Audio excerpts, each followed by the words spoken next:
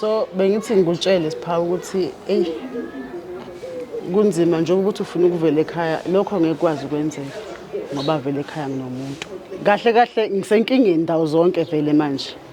Usukhetha ukuthi ufake nami enkingeni because lento iyinkinga wena uyibona. Umkhwenyana wakho useyabona ukuthi kwenzakalani la eGoli. Useyazi ukuthi uhleli nami la. Mina uke wangicabangela ukuthi umkhwenyana wakho uzoreacta kanjani. Into esingiyanyisa kakhulu lento amakhamera. Sho vele lento isizogcwala bazoyibona. Mangathiwa umkhwenyana wakhe nje uyeza uzongifuna mina kumele ngenze njani. Ngoba ayikho indoda engavuma ukuthi kube khona umuntu ongena esibenza ekubeni yalobola yakhipha zonke inkomo zami. Izolunga khuleka. Ngingowakho mina nindawo. Ngoduso yomuntu. Uyikhehla bese emakhaya ugugila ngifuna ngisamthanda cha.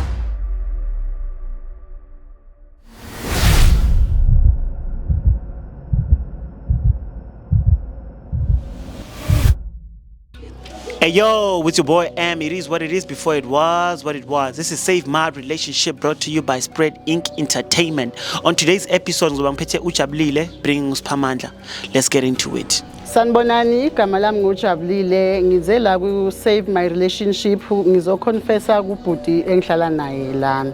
So ufuna ukuvela ekhaya manje ngangingamtshelanga ukuthi ekhaya nginomkhwenyana ngashiya nabantwana ekhaya. Ilokho bengifuna ningisize kukho ngikhona ukuthi ngiconfesse ngikhulume naye ngaleyo nto le.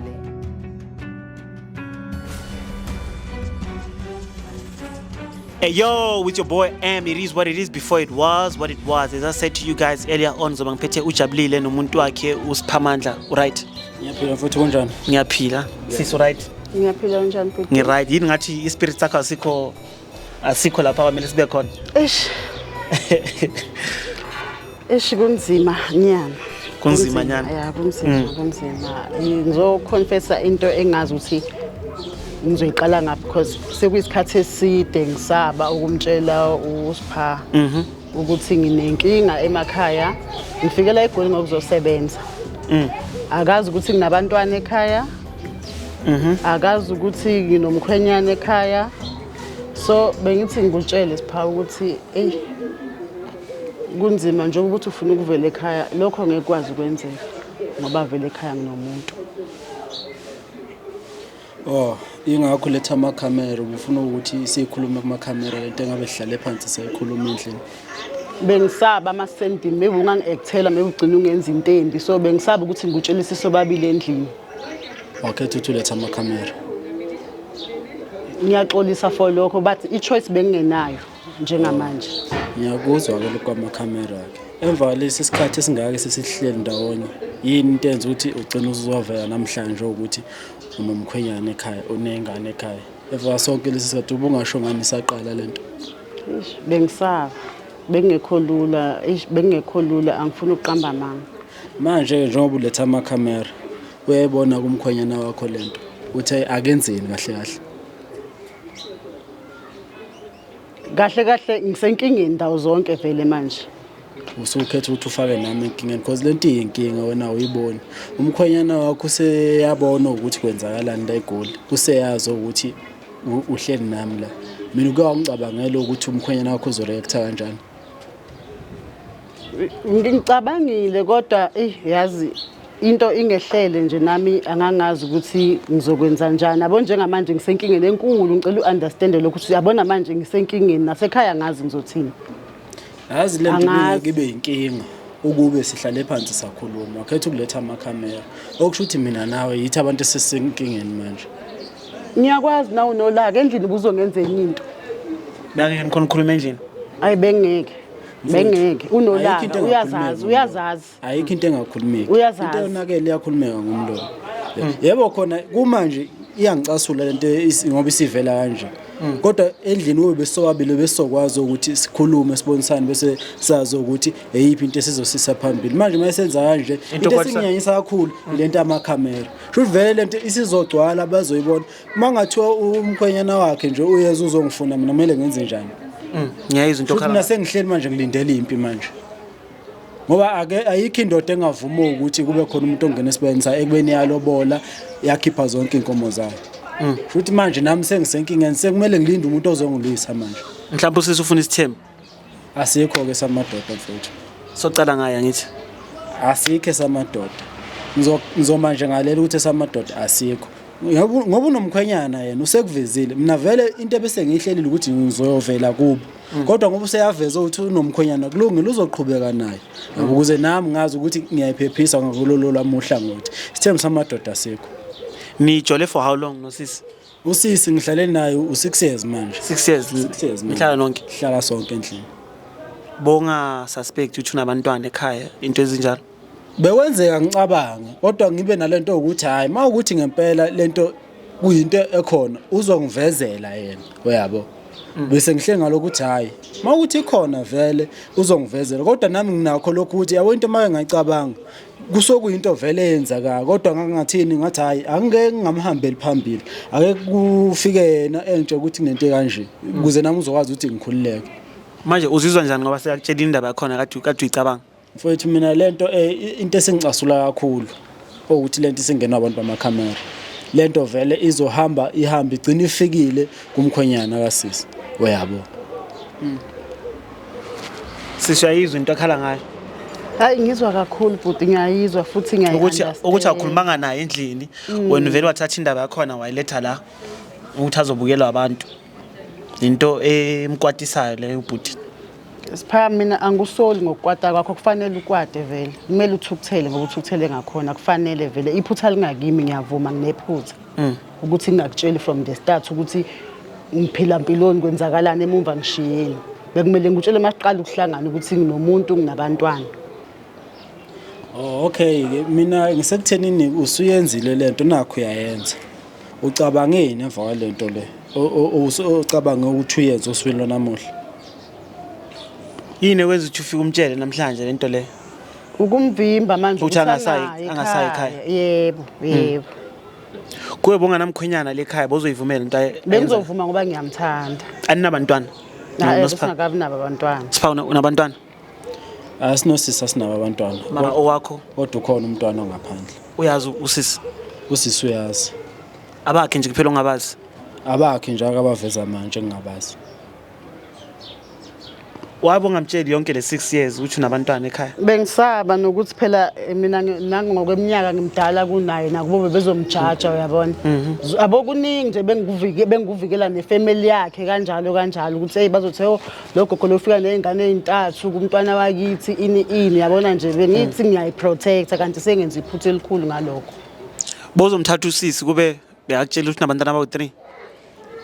Bekuzoba nzinyana ukube ubesevezile kodwa ngoba bese kuyinto vele bese ngifuna ukuyenza bengagcina ngenza because bese ngikwazi ngahlela ukuthi ngizomthatha ayikho futhi into ebisizongivimba kodwa manje mase eqhamuka nento kanje kusho ukuthi vele iyona into asengivimba ngaka ukuthi izinhlelo zami ingabe saqhubeka uyabo kodwa futhi ke akusenani kwenzekile shuthi mhlawumbe nami indlela iyona ndlela ekumele ngiphephe ngayo lokuthi ngagcina ngabe ngisakwazi ukuthi ngifinyelele lapha because ngizothi ngiyafika futhi lapha naye nale ndoda ebivele ikhona yabo bese kuba inkingi. Bayamazi usisi ekhaya ngini? Usisi bayamazi. Lento abantwana abazi ukuthi nabantwana? Abantwana bayazi ukuthi unomkhwenyana abayazi nani ngoba njoba nami bengayazi vela manje nje. So uzofika uthini ke kubo ngoba bofuna ukuvela kubo? Futhi mfowethu inhlelo ngeke isaqhubeka uyabo because nomfowethu ngeke ngamtshela nathi mfowethu bese ngicabanga ukwenza into kanje yabo wangigxeka ke naye wangigxeka ngendlela angigxeke ngayo kodwa futhi ngiyabona ukuthi lento vele ibizohamba vele ingenzeki because kunabantu bengayivumela ivele uyabo. Ubani kade angayivumeli? Umfowethu engimela amayo ngoba ngeke ngambikela uDa ukuthi mfowethu sengifuna ukwenza into kanje wangikhuza wathi hayi ungayenzi leyo nto because ebuka nanesimo ukuthi vele usisi uthi ukukhula yabo akangayivumela kumfowethu kodwa futhi sengiyabona ukuthi futhi iyona sign nayo mfowethu abengivezela yona ukuthi ahlahle vele lento esiyenzayo ayizukuphumelela. Wena bosemathandweni nje? Mina usisi bengihlala naye kumnandi futhi into mina nje esingethusi lesivela manje okuyinto futhi engeke ngisamelana nayo mina because manje kahle sekuyimpi yena ukuthi lento akayibukanga kahle kodwa nje ayikho indoda ezothula idlela umfazi. Kuwe uyanganamuntu mara abantwana bakhona bozomthatha bozoqhubeka? Bekungaqhubekeka okube akaganile usisi uyabo bengingaqhubeka because into vele bisiseyinhlelweni zami ukuthi ngiyamthatha ngihlala naye into ekuvimbayo manje umuntu wakhe lo into esingivimba uveza izingane manje akangayivezanga phambilini uveza umkhwenyana manje akangamvezanga phambilini mina ngakwazi ukuthi ngimvezele ukuthi ikhona ingane enginayo wakumukela lokho mina bengizohlulwa yini mhlawumbe ukuthi engivezele okwengane ngikumukele sazi ukuthi singena nje siqhubeka vele sesiyazi ukuthi simephi manje maseveza nokamkhonyana sekukuningi kakhulu mfowethu ngeke sizunento Sipha ngiyaxolisa kodwa mina bengizokhona ukuchuza njengamanje nisekhaya bengizofike ngimtshele ngoba ngeke ngikhone vele ukuphila naye akasebenzi uhlala emakhaya ulusa inkomo lemakhaya vele that's why ngichuze wena ngaze ngahlala nawe ngisazomtshela vele just ube ngafuni ukuthi uye ungakazi oh okay hayi mfowethu mina into esengizoyenza njengamanje because angithi vele njengoba ebize nina la ubebiza ukuthi kuzokhulunywa ngalento sokhuluma ngale nto iphetheke futhi mina into esengizoyiphetha ngayo ngizophuma la endlini ngoba la ngihlala khona endlini ngihlala naye indlu yakhe vele ngizophuma mina endlini esale nomuzi wakhe ngiyoqhubeka nempilo yami angithi nomkhwenyana angeke ngikwazi ukuthi ngihlale nomfazi womuntu mfowethu athi yomshiya umkhwenyana wakhe la ekhaya uzoya kuya amchazela idaba lalaye mfowethu umkhwenyana njengoba amshiye ekhaya weza la uthi uzosebenza usebenzele kwakhe uyabo kumele eqhubeke nezinhlelo zakwakhe mara sekathola uthando ngithi ngapha mfowethu mina ngiyalivala uthando ngiyalivala nje kumanje nje ngiyalivala njengoba ngisho ukuthi ngiyaphuma endlini angidlali ngiyaphuma endlini ngiyoqhubeka ngiyohlala kade ngihlala khona bafowethu ngoba ukuhlala kwami kula endlini angisaphephile vele ngiyacela ungahambi soyilungisa angisaphephile vele mina ngivala ukuthini ngiyahamba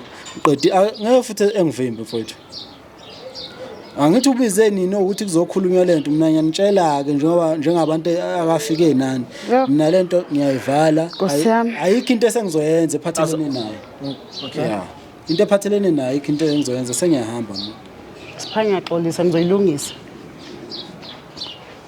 izolunga khuleka ngingowakho mina ingoduso yomuntu ingoduso yomuntu uyikhehla lo semakhaya ugugila ngifuna ngisamthandi Sipha umkhulu vela ngisamthandi ngithanda wena sizoba kanje wagana buyele emzini nami ngizoqhubeka nempilo vele basekhona ontanga ngizokwazi ukuthi ngimthole umakoti wakusasa cha ngicela ungahambi inkosi yami ngiyacela halutho ngeke ngisahlala ngizolungisa lento le benge ngiqale ngengikhona yabona into ekumele uyilungise indaba zomuzi wakho lungise manje makazoshiya umuntu wakhe lo semakhaya amshiyele wena ezoshiya umuntu wakhe semakhaya kusho ukuthi vele usefuna ukuthi mina nale ndoda silwe sibulalane ngeke kuzobe kuthatha phaya akazifike eGoli akaziza yazi nokuthi ngihlala akayazi iGoli akakwazeze mfowethu into engisho ngiyahamba wena uthanda usalufuni ngapha hayi sengibongile u6 years wonke uyamiyekela ngibongile ngoba ungenza isilima for 6 years awusacabanga ngesikhathi engumoshele isilima for 6 years isikhathi ukuthi engangifihlela into engaka for 6 years ekubeni mina ngikwazi ukumvezela ukuthi ikhona ingane enginayo ngaphandle icale kanjani lento yini ngoba u6 years mningi mfowethu usisi ngahlangana naye saseyitoloke komole ngahlangana naye nami nakhona ngathi hayi athi ngiyozwa nje amanzi ngobhoko mangifika ngakhuluma nosisi hayi uzothile ke sakhuluma ke saxoxisana kwatholani washintshana inamba into ethi yaqhubeka yaqala nje kanjalo kodwa nje into ethi yaqala emall kahle kahle njengoba isikize yakhava lo 6 years naze nahlala nonke saze sahlala sonke kanti kulo 6 years nje umuntu uyibukela impatha amayibona mina bomthatha serious isaqala into noma bothi uyadlula nje isaqala nami ngithi ngiyadlala yabo kodwa ngabona ukuthi hayi kuyahlaleka la nami ngingakwazi ukuthi ngibone ukuthi okay ngizokwazi ukuthi ngenze 1 no 2 no 3 because ubekwazi cha ukuthi engihambise nami endleleni engibonise lapho nalapho ngafunda nje izinto eziningi kodwa hayi ukukhombisa ukuthi ubefundisa nje uPopayi nje kahle kahle because ukwazi ukungifihlela indaba engaka for 6 years Sipha kodwa kumele nawe understand ngeke ngishiye umkhwenyana wami elobolile ngichuze wena nawe understanda na inandi ke lento angaloboli mina akuhambe mina kongakaloboli akuhambe mina usale nomkhwenyana wakhe akuhambe mina ongakaloboli ukuze nami ngikwazi ukuthi ngiyiphephise kulo 6 years wena sisingapha bozizwa njani umfihlela into engaka 6 years wonke Bekunzima khona bekunzima ngifuna ukungasho. Bona ukucabanga ukuthi umtshele mhlambe Bengibuye ngisabe. bese uzibambe. Ngoba noke ekhaya bengingahamba isikhathi eside ngihamba lo 2 days ngibuye. Uyobona abantwana. Off mangi off leso sikhathi esincane nje ukuthi angaza suspect ukuthi there is something wrong. Awukazi ucabanga ukuhamba naye emakhaya ubhuti. Ayi ngami ngitshela vele ukuthi ekhaya vele angeke ubaba wami unolaka ngiyavuma ukumbona vele. Yini bosifihla ngalokho? Kunomthetho ekhaya kithi ku strict bengilokhu ngimtshela kanjalo vele ukuthi ngeke ngikhona ukuza naye. Ngithi uyabo namanje shuthi nje vele ubisangenza upopayi. Hazi into engiyithanda ngalento yini ngalitshela ibandla engihlala nalo ukuthi bafowethu ufuna ukwenza into kanje lathi ibandla lutho. Abavuma imoto yabo yabona manje ngiyothenga imoto seyinkomo yababa ngisho ukuthi nje seyiphephile ngiyothenga imoto. I-conclusion yakho ukuthi uyamshiyuza. Ngiyothenga imoto mfowethu Ngizoyigibela leyo moto ngeke uzungishiya angeke ngizoyigibela leyo moto angeke. Yabona mfowethu ibandla ngeke likulahle. Sengibonile ukuthi ibandla ngeke futhi ngathi mangitshela ibandla ukuthi ngifuna ukuyolobola athi ibandla ungaqali kwenze le nto thenga imoto yabona ke manje ngibona ukuthi ibandla laqinisa forever ngiyothenga imoto ke uthando yami lo moto uthanda ungathandi ngizoyigibela uthando uhlukana nothando ngizamile uxolisa ufuna ukuthi uyothenga imoto ibandla mfowethu yini ngajabule kakhulu azingijabuliswa yini ukuthi inkomo zakithi ayihambanga ziyodliwa uthi bevele ngasangifuni wayejabula wajabula kangaka ayibandla ngeke likulahle mfowethu yabo makuthiwa bafuna bathola phambili ngabathola ende la ngibonisa balathi ungaqali ulobole mfowethu uthenga imoto oqqa ngiyothenga imoto mfowethu ngizogibela awukhohlwa ngizogibela ayikhohlisa ke forever imoto yebandla awu ngiyothenga imoto hey wamjabulisa umuntu wakho uyangihlekisa ngiyajabula semcasikile ngiyajabula ngiyothenga imoto hayi ngiyothenga imoto hayi akunankinga leyo moto kodwa ngizoyigibela yo ayithinga ivali sikusizile sisa ngithi hayi ngisazokhuluma naye yebo ngisizile kakhulu kodwa sisazohlangana ngoba nempahla zakhe isendlini ngoba ethi uyahamba nje akumazi uzoyithola kanjani because sizoficana khona endlini futhi enihlala nonke vele sihlala sonke ngeke sangivimba mfowethu ngiyahamba hayi mina ngithinga ivale. It is what it is before it was what it was. Your boy M. Don't forget to like, subscribe, and share. We out.